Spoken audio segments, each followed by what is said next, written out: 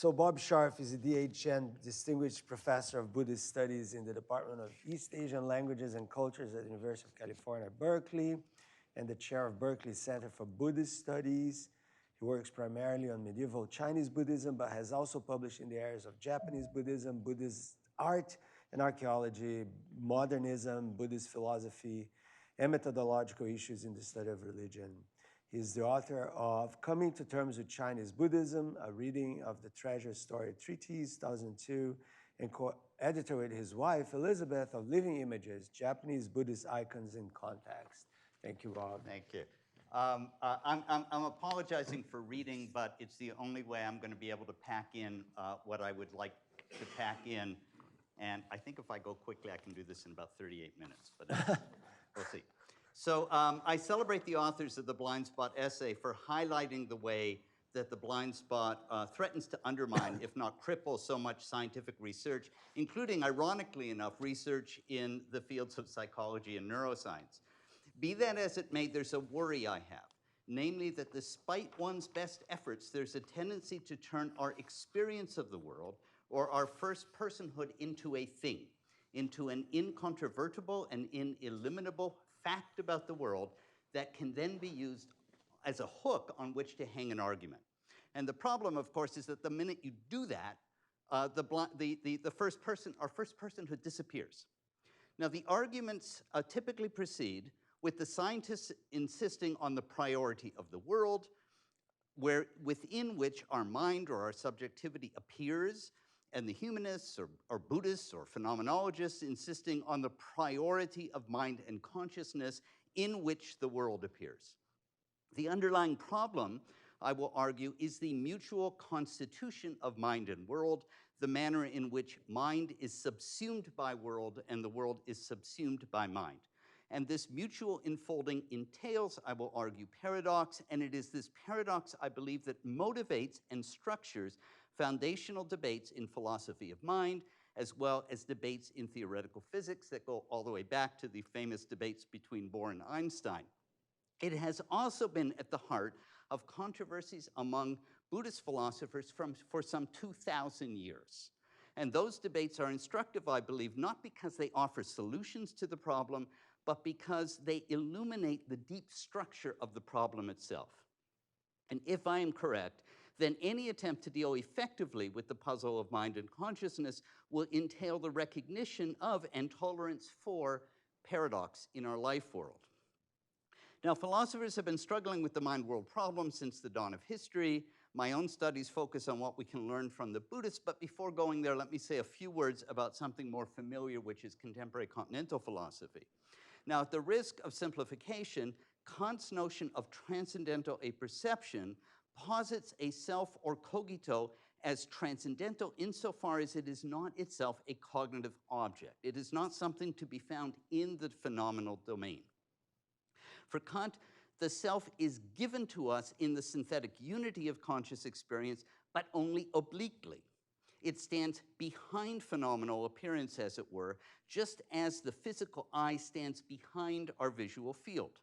And Wittgenstein calls this the geometric eye, the eye which is itself never seen, but is disclosed in the geometry of our perspective on the world. Now, in Kant's transcendental argument, the synthetic unity of consciousness is a priori. It is a precondition for the manifest appearance of the world, and thus is known, like Wittgenstein's geometric eye, sorry, I lost myself here. Like Wittgenstein's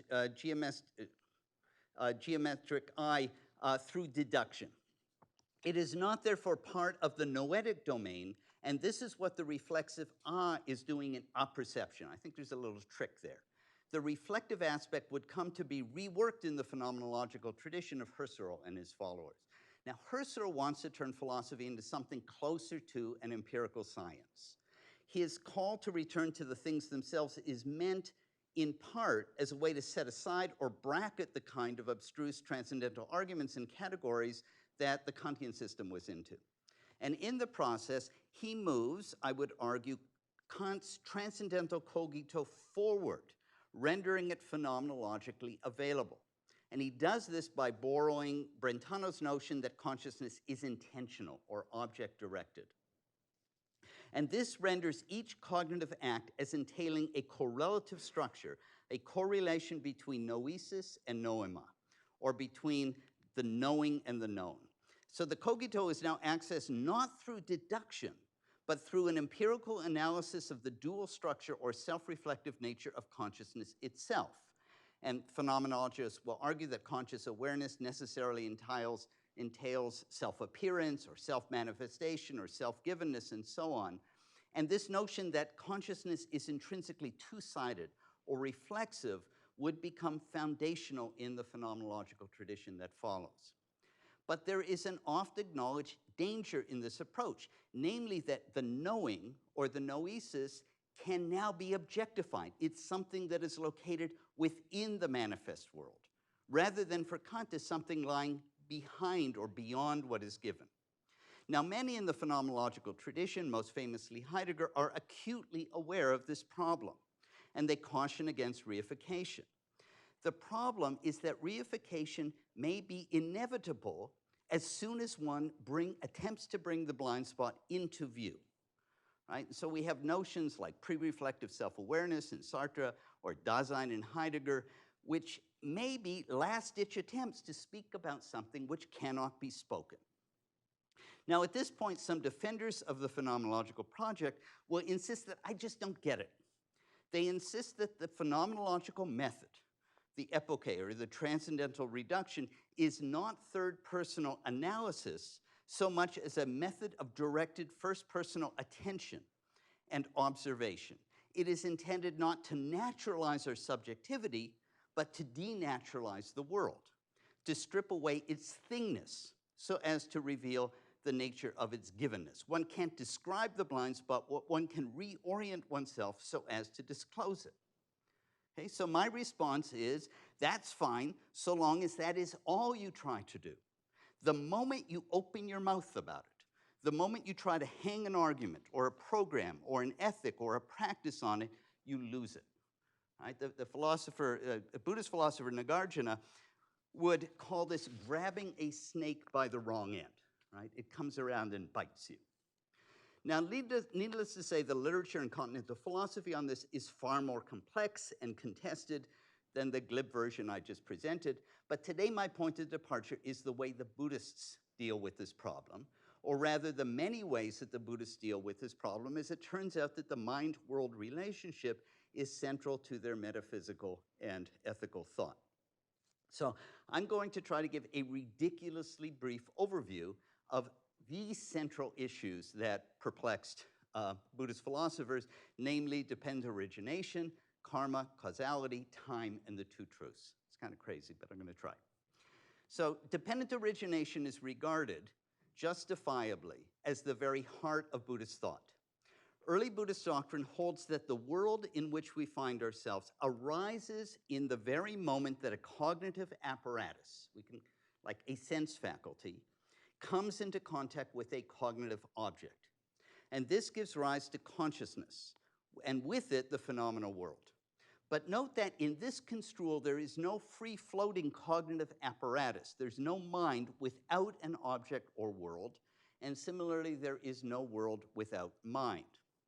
Now, the notion that mind and world co-arise should not be confused with double-aspect monism that holds that consciousness is singular but two-sided or self-reflective, and nor is it the same as intentionality in the phenomenological tradition.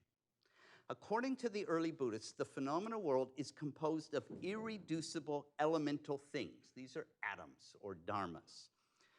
But these things have no independent existence outside of a complex set of correlative relationships. So mind creates world, and world creates mind. But how can things be said to constitute a relational nexus if the constitutive elements have no existence outside of the relation? And the Buddhists would spend centuries trying to make this work. So the Buddhists present a picture of the world in which everything arises or exists only in relation to other things, and mind or conscious experience is simply part of this continually evolving matrix.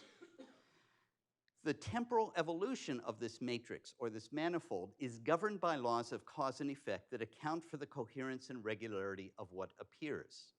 Each moment can be analyzed as an aggregate consisting minimally of a cognition coupled with a perceptual object that arise in tandem, and the manner in which they arise is determined by prior causes and conditions. As this process has been going on forever, there's no Big Bang, the Buddhists are generally unconcerned with the first cause. That's not a problem. So far, so good. But then they have to deal with the metaphysics of causation and time, the two being intimately connected.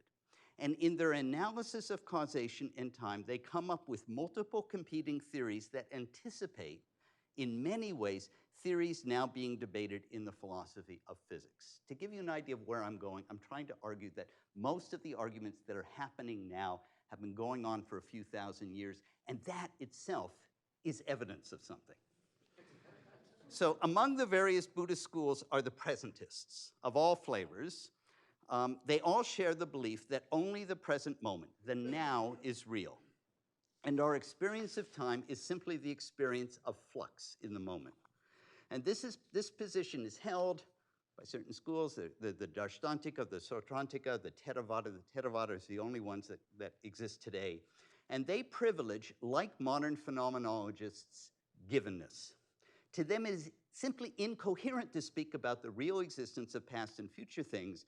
Past is simply what once existed, and future is what will exist. Time is no more and no less than change experienced in the now. So the presentist approach to the doctrine of dependent origination, which is this mutual constitution of mind and world, can be likened to Heisenberg's version of the Copenhagen position. A discrete and determinative particle comes to exist in relation to the act of measurement or observation, and the wave function is not some mind-independent noumenal reality, but merely a way of predicting what will appear when we go looking. Even the notion of wave function collapse is a misnomer, as there is no mind-independent reality, no superposition prior to the momentary appearance of the particle correlated to a measuring device. There is, in the end, no moon when nobody's looking. So Bohr's notion of complementarity then seems very much akin in logical structure to the Buddhist notion of dependent origination. And this is what makes the Bohr and the Buddhist position so confounding, because it looks like you get a determinative something out of nothing. Now, the Buddhist presentist position, much like Bohr's position, is not an easy one to defend.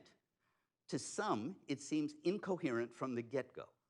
And many of the critiques within the Buddhist fold are analogous, again in logical structure, if not in substance, to the critiques that Einstein and Bell and others leveled against the Copenhagen folks. For one thing, Buddhists are, for the most part, causalists. Logic, not to mention scripture, demands that everything that appears in the present must be the effect of some prior cause. And thus there is no place in either the material or the mental domains for chance or randomness. Buddhist presentists are thus compelled to explain how events from the past, which no longer exist, can make their effects felt in the present. Without causal determinism, the Buddhist project dies. And yet the presentists' insistence that only the now exists makes it difficult to provide a cogent account for how causation works. So in response, they come up with a number of theories. The most popular and enduring is that the past leaves behind seeds that continue buried away, as it were, into the present, and they remain there until they can discharge their causal potency.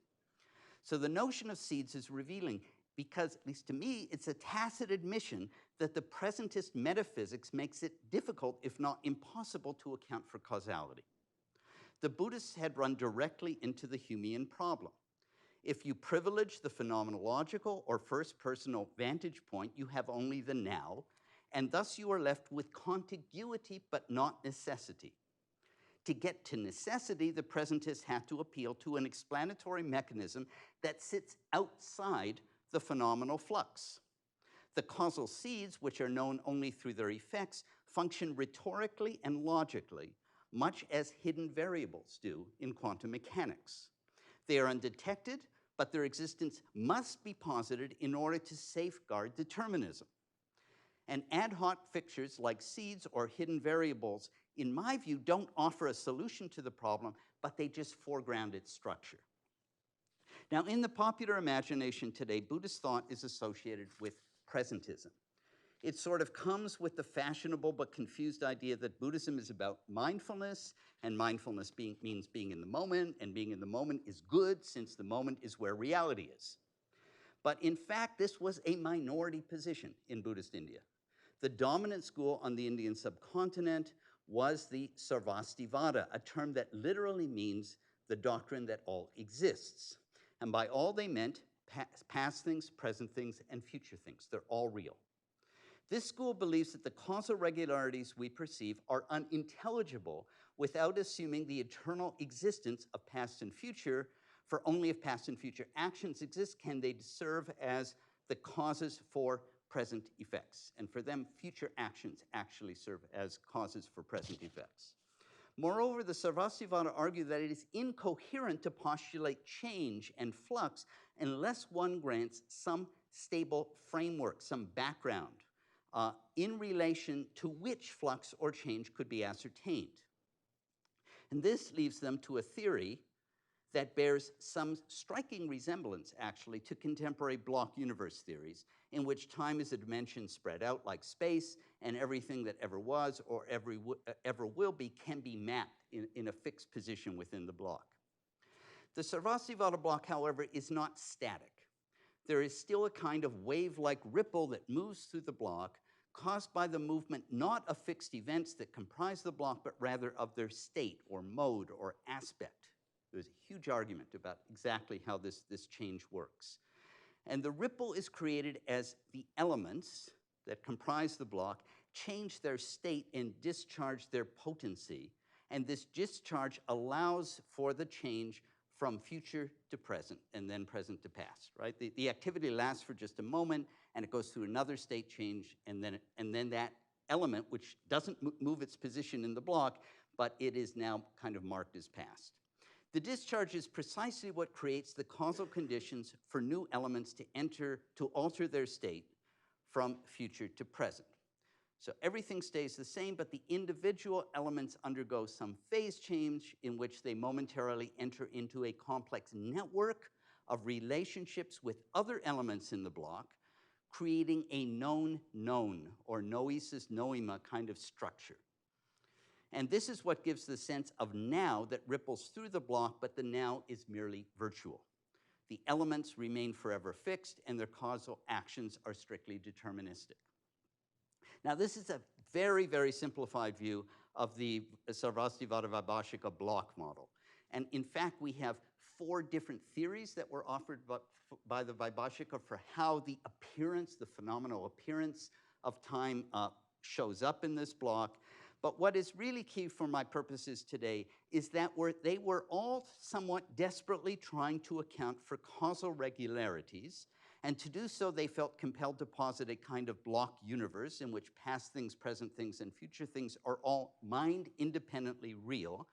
But unlike many of the block theories proposed today, they are at pains to account simultaneously for how things show up to us first personally, and this leads them to incorporate a kind of spotlight theory into their block model. So in the Buddhist landscape, the Sarvastivada were the uber realists. They felt that the causal regularities we see in our life world are comprehensible only if we grant existence to a reality that lies behind what shows up. They did not, however, concede that this mitigates free will.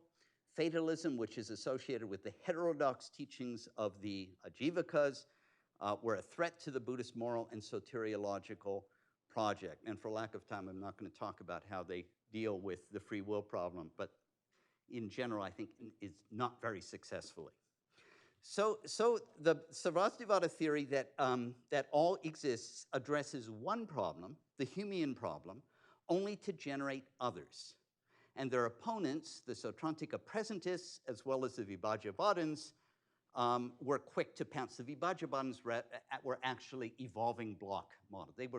They're great. The past exists, the present exists, but the future is kind of open-ended. So you have all these positions there. In the first centuries of the Common Era, all of these early systems, which we now call Hinayana Abhidharma, came to be supplanted by competing Mahayana theories, of which there were two flavors. One anti-realist and one realist. So the anti-realists are the Madhyamaka, who use the presentist Sautrantika arguments to critique the block theorists, and the block theorists to critique the presentists. And the primary tool developed was the reductio ad absurdum, a form of argumentation designed to demonstrate that any claim made about the world is, on logical analysis, ultimately incoherent and self-refuting. Their goal is to demonstrate that in the end, nothing whatsoever can be predicated to reality. All concepts, including those of time, causality, atoms, events, and indeed even notions of existence and inexistence, are merely conceptual conventions that cannot pertain intelligibly to the mind-independent domain. And so they conclude that everything is empty, by which they mean that there is no way to step beyond the fines of one's conceptually constructed view. So the Madhyamakans believe that this is precisely the ultimate meaning of dependent origination. Since everything exists relationally, it is meaningless to talk about anything as real in and of itself. Even the claim that nothing can be predicated to reality must be seen as conventional and thus empty. But he would have to defend himself against the charge of nihilism, the accusation that his skepticism undermined core Buddhist principles. His response was to invoke the doctrine of two truths. There's ultimate truth, which is the truth of emptiness, and conventional truth, which pertains to the socially and linguistically constructed life world in which we find ourselves. So the teachings of the Buddha belong to the domain of the conventional truth, which is the proper domain in which to talk about wisdom, compassion, salvation, and other eminently desirable goals, right? It's a kind of, I'm not going to go. While many modern Buddhists believe, or they view the Madhyamaka school and its doctrine as emptiness as the very pinnacle of Mahayana philosophy, again, that was not the case in medieval India. For many, their anti-realist, if not nihilist leanings, threatened foundational and ineluctable Buddhist doctrines of causality, ethics, and liberation. So most of the philosophical energy at the time was associated with a rival tradition known as Yogacara, who are interested in explaining the structure, nature, and etiology of the constructed or virtual world in which we find ourselves. And they actually adopt many of the concepts and categories from the Abhidharma realists, including notions like dharmas and their analysis of perception, causality, and so on. They do not, however, subscribe to the block universe model that affirms the reality of past and future, right? So in Western textbook accounts, the Yogacara are often presented as idealists, and it is true that they deny the existence of a mind-independent material or physical domain and tend to analyze things in terms of the nature and functioning of mind.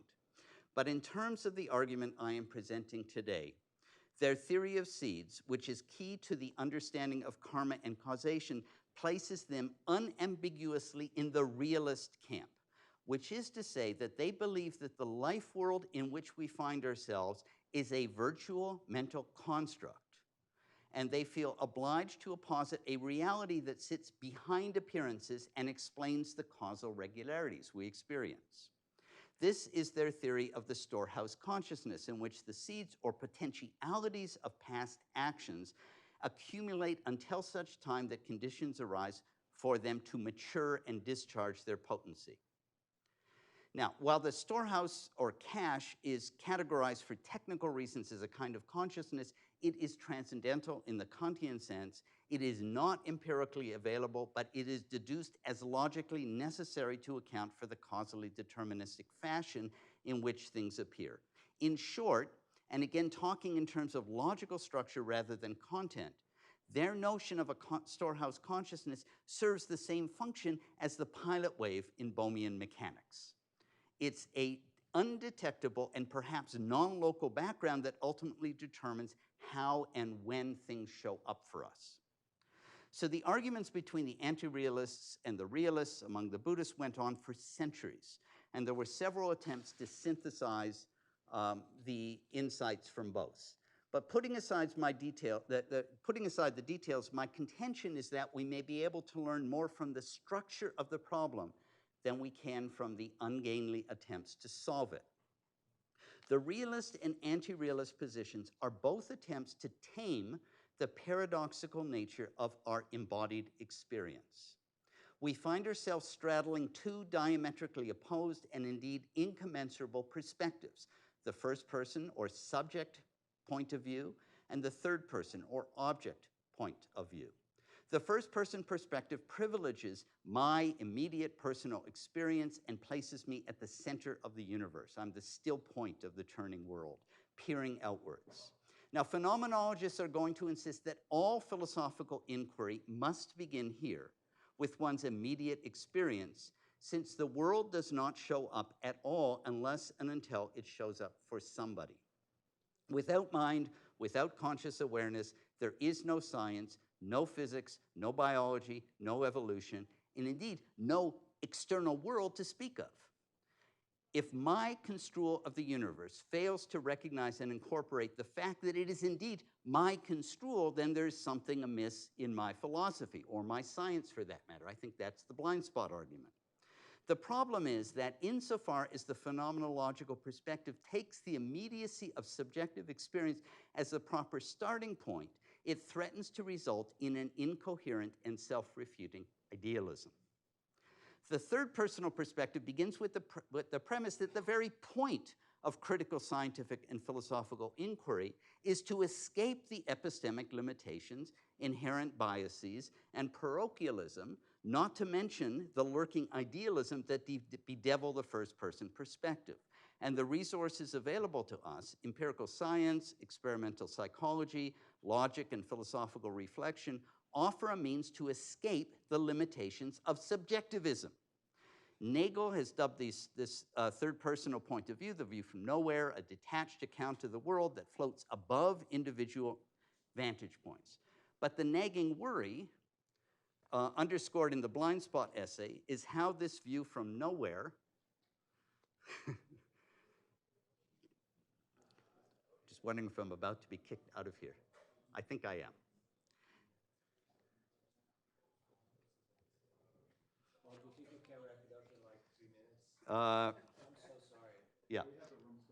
How this view from nowhere can accommodate without reduction the multifarious views from somewhere.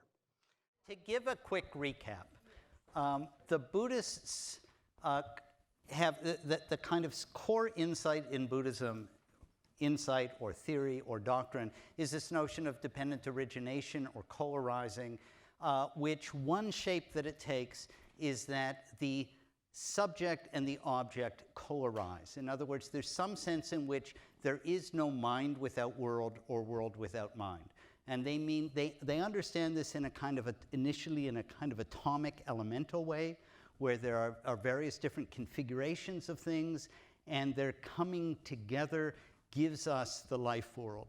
What is peculiar about this claim is they talk about relations without relata, or at least those relata have no existence outside of the relationship. And this is very weird. And in order to tame this or to figure out what it meant, and they spent centuries trying to figure it out, they reproduce many of the same positions, I argued, that you find in the theoretical, people who are working on the various different theoretical approaches to quantum mechanics today. So they have anti-realist positions, they have realist positions, and they have many flavors of both, including block theories that are block-like and block theories that are open-ended, kind of evolving blocks. So the argument is that they are struggling with, or at least there's an underlying structure to the way they understand the problem, which is also an underlying structure that you find in the debates, certainly going back to the debates in 20s and 30s and 40s among the founders of quantum science. So that's sort of where I left off. So, and I'm just going to read the paragraph that I kind of ended with. The realist and anti-realist positions are both attempts to tame the paradoxical nature of our embodied existence. We find ourselves straddling two diametrically opposed and, in my view, incommensurable perspectives on the world. The first person or subjective point of view and the third person or objective point of view. Sometimes people refer to these as the immanent and transcendental or transcendent perspectives. The first person perspective privileges my experience in the world. It places me at the center as the still point of the turning world, peering outwards. And phenomenologists will insist that all philosophical inquiry must begin here with one's immediate experience, since the world doesn't show up at all unless and until it shows up for someone. Right? Without mind, without conscious awareness, there is no science, no physics, no biology, no evolution, and indeed no mind-independent external world to speak of. So if my construal of the universe fails to recognize and incorporate the fact that it is my construal, then there is something wrong with my philosophy, or my science for that matter, and I believe this is the argument behind the blind spot essay. The problem is that insofar as the phenomenological perspective takes the immediacy of subjective experience as its proper starting point, it threatens to result in an incoherent, if not self-refuting idealism. And there's a lot to unpack there, but I'll just put it out there.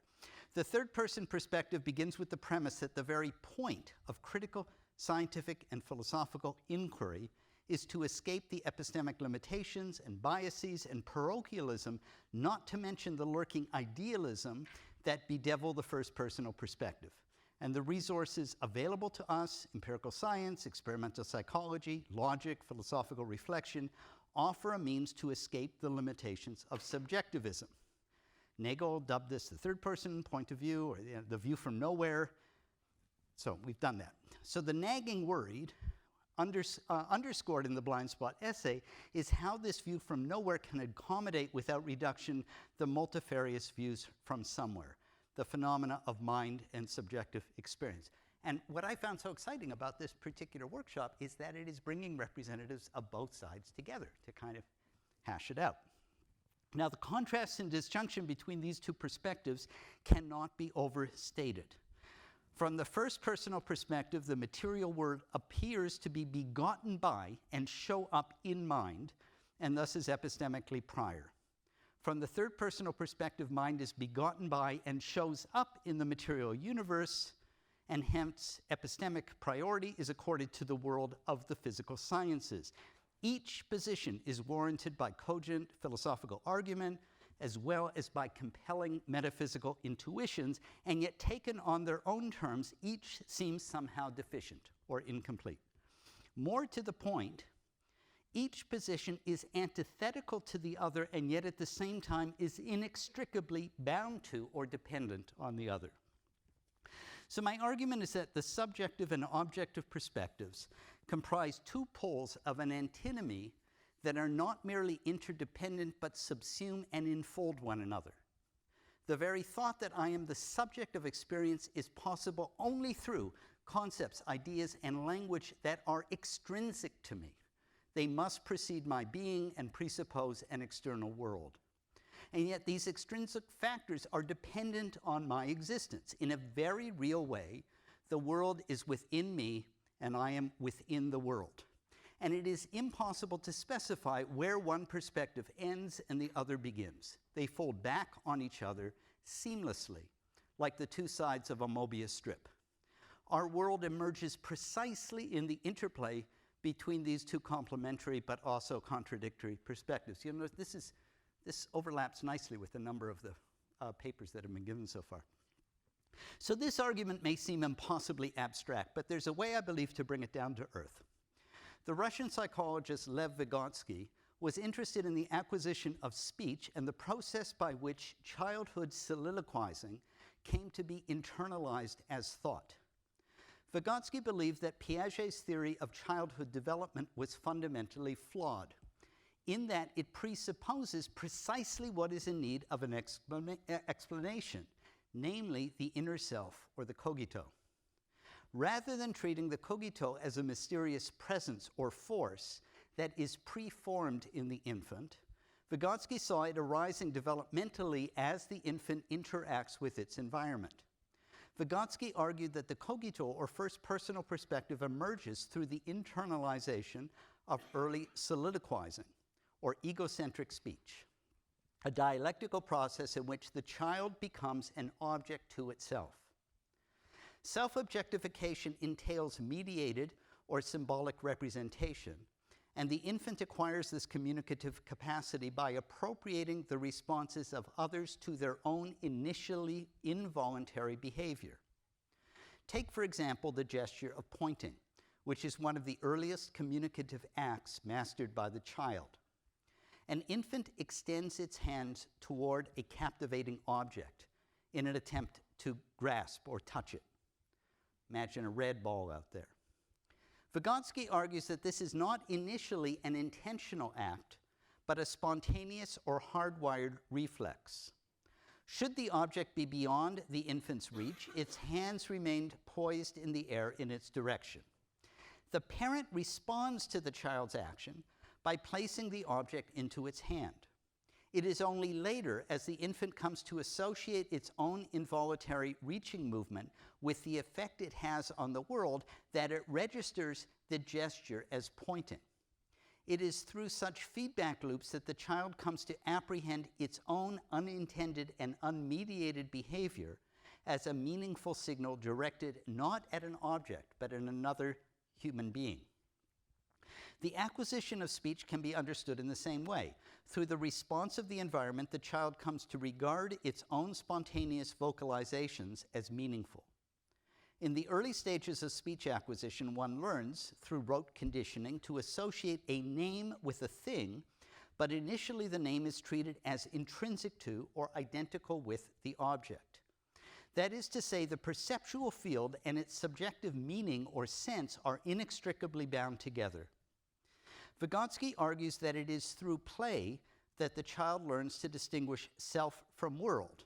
And this explains why play is universal and so crucial to socialization. I would note on the side that play is not restricted to Homo sapiens alone.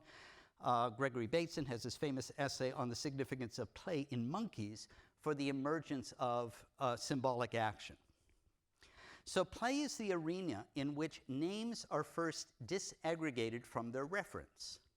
Through play, a child discovers that an object's sign can be displaced onto something else, onto a broomstick, for example. Or a broomstick can become a horse, or a piece of wood can become a doll. So a child's play, if this isn't clear yet, this is an interesting one. A child's play can and often does involve playing at reality. Two children, for example, might make up a game in which one plays the role of the mother and the other plays the role of the child. The second child is playing at what is in fact the case, and yet we recognize that there is a difference since the child normally behaves without thinking of herself as a child. Yet now she consciously, and one might say intentionally, seeks to display herself as a child, constituting herself as an instance of what she already is. It is here that we begin to see the beginnings in a very palpable way of the objectification of the self, an objectification necessary to navigate the social terrain. The third-person objectification is accompanied by, and indeed predicated on, the simultaneous emergence of a first-person interior self. So interiority in this view emerges as the child's egocentric speech is turned inward. Instead of appealing to others, the child begins to address herself, intending and guiding her own actions. So the manipulation of signs and symbols, first mastered in play, is what allows us to disaggregate signifier from signified, or map from territory, inner from outer, mind and world.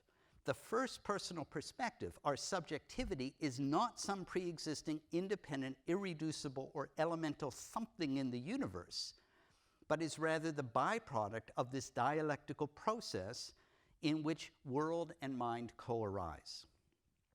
Now, of course, Vygotsky's developmental theory, as intriguing as it is, raises many of the same metaphysical puzzles as does Buddhist dependent origination, or Bohr's notion of complementarity.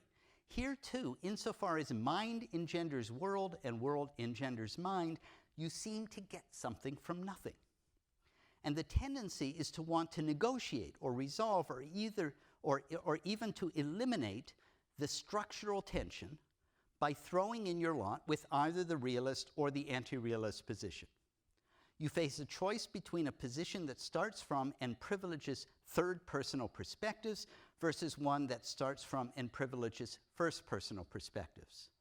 The realist position is the one that sees mind as subsumed by world.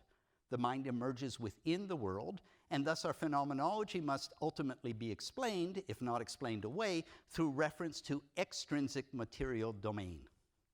The anti-realist position is one that sees the world emerging within mind. The particle comes into being in the act of measurement, and thus there is no stepping outside appearances, as there is simply no toehold out there. From each position, the other looks deficient and ultimately untenable. The evidence of several thousand years of struggles with these issues suggests that neither standpoint can yield on its own an internally coherent or consistent account of the world. So it may be time to take seriously other approaches, including dialethic approaches that countenance paradox not merely as an unavoidable problem caused by the limitations of our reasoning or of our conceptual schemes or of our evolutionary and biological makeup, but rather as revealing something inescapable and deep about the nature of the life world. Thank you.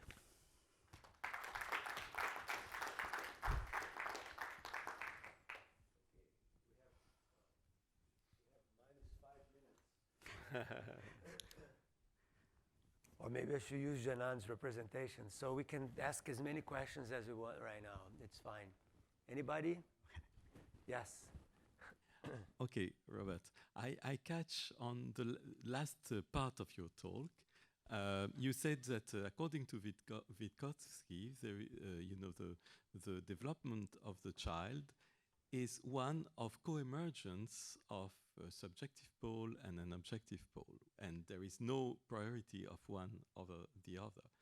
But what is the first element out of which the two poles arise, the subjective and the objective? What is this? How can you name it? What word would you use to do that? Exactly, right? That's what I meant by you seem to get something out of nothing. That's what the logic leads you to, and that's precisely why many people find that position to be maddening, incoherent, and one would reject it. It's not nothing, it's experience. It's not personal experience. I understand. I understand. That's one way to solve the puzzle. Yes. I'm just pointing out that if you solve that puzzle, you create, we were talking at lunch, it's whack-a-mole, right? It becomes very difficult to explain causal relations, determinism, the kind of coherence and integrity of the world that we believe if you start from experience. Because the moment your mouth is open, you've left experience behind. Yes, but saying that, just another remark, saying that causal relations are difficult to explain if you start from experience is demonstrably wrong, because Kant did perfectly well with causality. For him, causality was not something given outside, it was a prescription of our understanding in order to organize the set of experiences into coherent. So I don't want to take a position here, but I would point out that Schopenhauer does not believe that Kant can get away with it. Because Schopenhauer says you need causality to connect the noumenal to the phenomenal. And you can't have causality because causality is not part of the noumenal. So there's a loop in Kant that Schopenhauer, I think, nails, and Schopenhauer actually at that point, I think you would agree, goes dialethic. Okay. Good. Anybody else has a pressing comment or question? No? Good. Okay, let's thank Bob again, and apologies for the interruption.